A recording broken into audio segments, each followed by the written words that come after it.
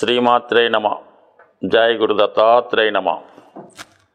ఈ వీడియోలో మనం మీనరాశి వారికి యోగించే దశలు, అదృష్టాన్ని కలిగించే దశలు, ఆ దశల్లో ఏ విధమైన ఫలితాలు వస్తాయి, ఏ విధమైన జాగ్రత్తలు తీసుకోవాలి అన్న విషయాన్ని పరిశీలిద్దాం. మరి ముందుగా మీనరాశి వారికి రాస్యాధిపతి గురువు.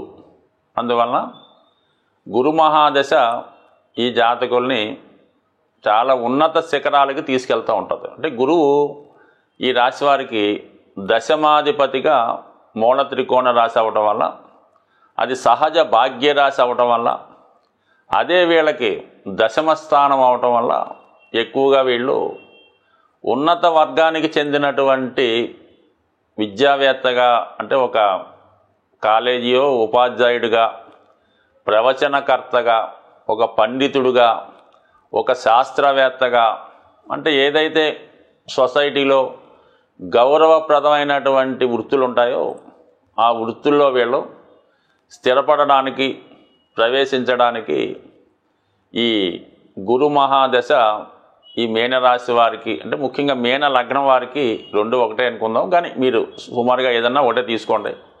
ఈ గురు మహాదశ వస్తే మాత్రం జీవితంలో బాగా స్థిరపడడం జరుగుతూ ఉంటుంది. అటు లగ్నం సంబంధించింది, లగ్నాధిపతి దశ వచ్చినప్పుడు ప్రతిదానికి లగ్నాధిపతి కనెక్ట్ అయి ఉండాలన్నమాట. ఒక ఉద్యోగం రావాలన్నా దశమంతో కనెక్ట్ అవ్వాలి, వివాహం కావాలన్నా సప్తమంతో కనెక్ట్ అవ్వాలి, సంతానం కోసం 5తో కనెక్ట్ అవ్వాలి. ఈ విధంగా అన్ని ఫలితాలు మానవుడు ఏదో పుట్టిన దగ్గర నుంచి చివరి దాకా కూడా లగ్నాధిపతి యొక్క ప్రమేయం ఉంటుంది. అటు ఆరోగ్యాన్ని, అనారోగ్యాన్ని, బిహేవియర్ని అన్నీ కూడా మనకి లగ్నాధిపతి నుంచే ఇవ్వడం జరుగుతుంది. కాబట్టి ఈ గురు మహాదశ వీళ్ళకి బ్రహ్మాండంగా యోగిస్తుంది, వృత్తిలో స్థిరపడుతుంది, వృత్తిలో పైకి ఉన్నత స్థాయికి తీసుకెళ్ళడం జరుగుతుంది. మ్యాక్సిమం గౌరవం అక్కడ పొందుతాడు.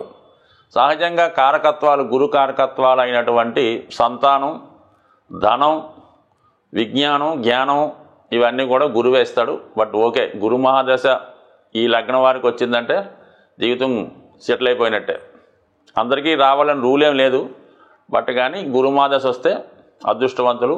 అంతర్దశల్లో కూడా కొంత ఫలితాన్ని అప్పుడప్పుడు పొందుతూ ఉంటారు. కానీ వీళ్ళకి బాగా యోగించే దశ గురు మహాదశ. దాని తర్వాత ఎంతో కొంత వాళ్ళకి యోగించేది చంద్ర మహాదశ. పంచమాధిపతిగా పూర్వపుణ్య స్థానాధిపతి కాబట్టి చంద్రమహాదశ ఈ రాశి వారికి యోగిస్తూ ఉంటుంది. వీళ్ళు ఇక్కడ మదర్తో అటాచ్మెంట్ ఎక్కువగా ఉంటుంది ఈ మీన లగ్నం వారికి. అందువల్ల ఏంటంటే మరి మదర్ ఎటువంటి సౌకర్యాలు, సౌఖ్యాలు పిల్లవాడి కోసం ఆలోచిస్తుందో అవన్నీ కూడా చంద్రమహాదశలో జాతకుడు పొందడం జరుగుతూ ఉంటుంది. మరి తల్లిగారి యొక్క స్థితిని బట్టి ఇతనికి ఆ చంద్రమహాదశ యోగిస్తుంది. మొత్తం మీద ఈ రెండు దశలు ఓకే.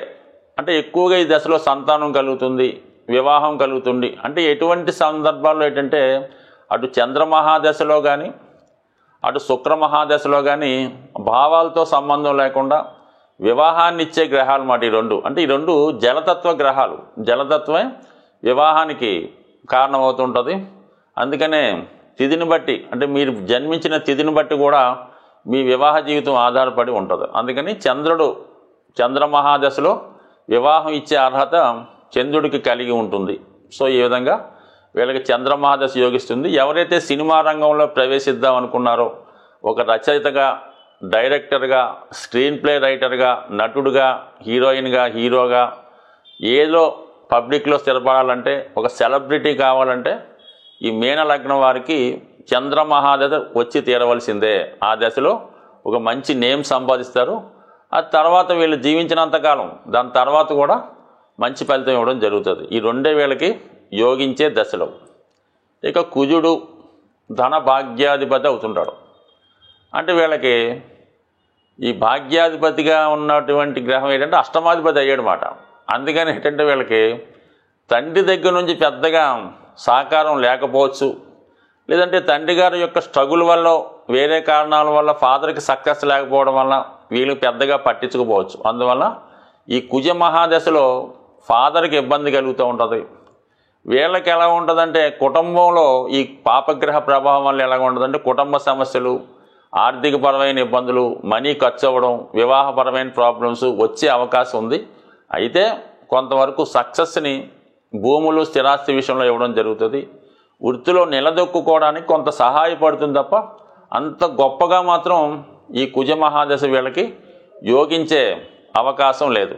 అంటే ఇది అగ్నితత్వగ్రహం అయినటువంటి ఈ కుజుడు సహజ అష్టమాధిపతి అవటం వల్ల ఇంకొక అగ్నితత్వగ్రహం అయినటువంటి రవి 6వ స్థానాధిపతి అవటం వల్ల వీళ్ళకి ధైర్యంగా ముందుకు వెళ్ళలేకపోతూ ఉంటారు అన్నమాట.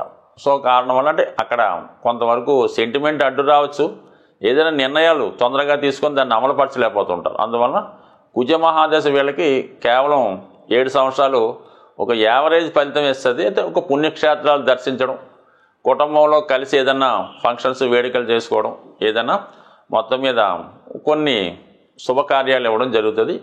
సంతానాన్ని కూడా ఇవ్వడం జరుగుతుంది భాగ్యాధిపతిగా ఉండడం వల్ల. దాని తర్వాత రవి 6వ స్థానాధిపతిగా రవి ఎవరికన్నా ఒకటే ఫలితం ఇస్తాడనమాట.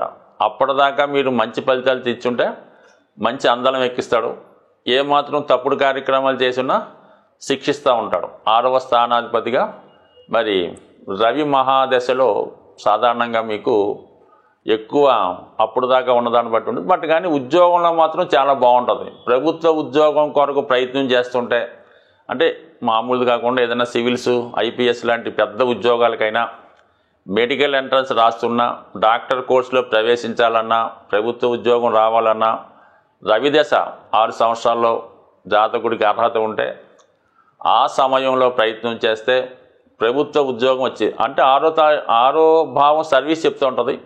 అది రవి స్వక్షేత్రం కాబట్టి ప్రభుత్వ సర్వీస్ చేసే అవకాశం ఉంది.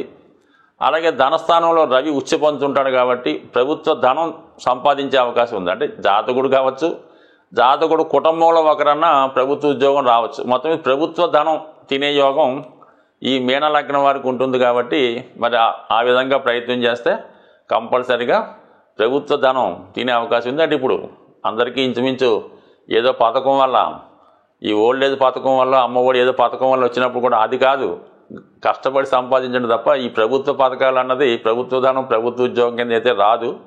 అది ప్రభుత్వ బాధ్యత. అంటే ఎవరికైతే ఇబ్బందుల్లో ఉంటారో వాళ్ళకి ఏదో కొంత హెల్ప్ చేయడం అన్నది జరుగుతుంటుంది, కానీ దాన్ని ప్రభుత్వ ఉద్యోగంగా భావించకూడదు. ఎందుకంటే ప్రభుత్వ పథకం వస్తుంటే దాని మీద బ్యాంక్ కూడా ఏం లోన్ ఇవ్వడం, అందువల్ల దాన్ని మాత్రం ప్రభుత్వ ధనం అర్హత కాదు.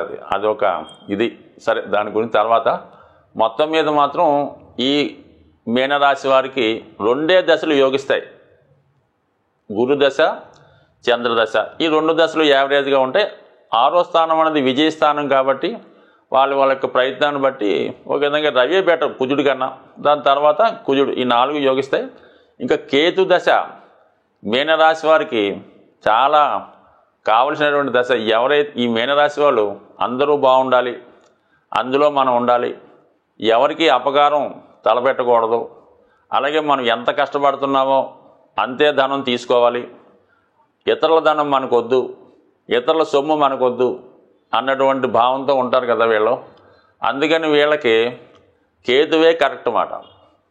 వీళ్ళ యొక్క కేతు మహాదశలో అంటే గొప్ప యోగులుగా, సన్యాసులుగా, ధర్మకర్తలుగా, అంటే శంకరాచార్యులాగో, స్వామి వివేకానందలాగో, రామకృష్ణ పరమహంసలాగో అంటే ఉన్నది త్యాగం చేసే వాళ్ళకి ఈ కేతు మహాదశ యోగిస్తుంది అన్నమాట. అంటే ఒకవేళ వీళ్ళ జీవితంలో కేతు మహాదశ వస్తే ఇల్లు గురించి పట్టుకోరు, సంసారం కోసం పట్టించుకోరు, చక్కగా మరి దైవ ఆరాధనలో మరి కుటుంబాన్ని పట్టించుకోకపోవడం వల్ల ఇంట్లో వాళ్ళు తిడతా ఉంటారు, బయట వాళ్ళు గౌరవిస్తూ ఉంటారు. వీళ్ళకి ఆత్మ సంతృప్తిగా ఉంటుంది. ఉన్న ఉద్యోగాన్ని వదులుకోవడం కానీ, పెద్దగా ఉద్యోగం మీద ఇంట్రెస్ట్ లేకపోవడం అది జరుగుతూ ఉంటుంది. బట్ అది కొందరికి యోగమే. అంటే ఎవరైతే మోక్షాన్ని కోరుకుంటారో వాళ్ళకి కేతువు బాగా ఉపయోగపడుతుంటాడు. అంటే సహజంగా 12వ రాశి మీనరాశి అవ్వటం వల్ల ఇది సహజ మోక్ష రాశి మాట. చాలా అదృష్టకరమైనటువంటి రాశి. ఈ మీనరాశిలో ఏ గ్రహం ఉన్నా కూడా జీవితంలో వాడు ఖచ్చితంగా సర్వ సౌఖ్యాల్ని, అదృష్టాన్ని చూస్తాడు. ఎందుకంటే అదే రాశిలో శుక్రుడు ఉచ్చ పొందుతాడు. అదే రాశిలో గురువు స్వక్షేత్రం, అదే రాశిలో బుధుడు నీచ పొందుతూ ఉంటాడు. అక్కడ ఏంటంటే కేవలం అందరికీ సమానంగా సౌఖ్యంగా ఉండే అవకాశం ఉంటుంది. కాబట్టి మరి మీనరాశే సాక్షాత్తు ఆ విష్ణుమూర్తి పాదాలుగా వర్ణించారు. కాబట్టి ఎవరైతే మీనరాశి వారి జీవితంలో ముక్తిని మోక్షాన్ని పొందాలనుకుంటారో, జీవితంలో అదృష్టం కావాలంటారో, సాక్షాత్తు ఆ వెంకటేశ్వర స్వామి పాదాలని ఆశ్రయించడం వల్ల ఆ పాదాలతో కూడుకున్నటువంటి ఫోటో మీ రూమ్లోనో మీ టేబుల్ పైనో ప్రతినిత్యం అవి పూజించడం వల్ల, వాటికి నమస్కరించడం వల్ల మీనరాశి వారి జీవితం ఖచ్చితంగా ధన్యమవుతుంది. పెద్ద కష్టపడక్కర్లేదు, చిన్న రెమెడీ మీరు చేసి చూడండి. జీవితం తొందరలో మీకు సక్సెస్ రావడం అన్నది ఖచ్చితంగా జరిగి తీరుతుంది. స్వస్తి.